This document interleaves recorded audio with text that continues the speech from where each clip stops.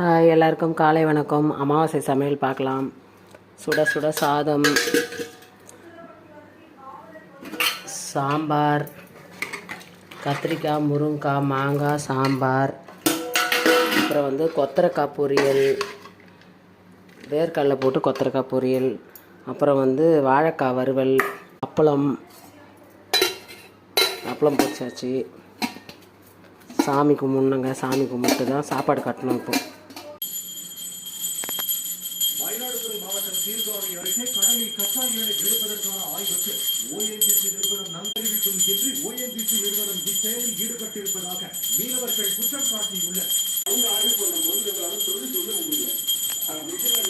உரிய இழப்பீடு வழங்க வேண்டும் என்று வலியுறுத்தியுள்ளனர். அவ்வளோதாங்க. சாப்பாடு கட்டியாச்சு. சாமி கும்பிட்டு சாப்பாடு கட்டியாச்சு.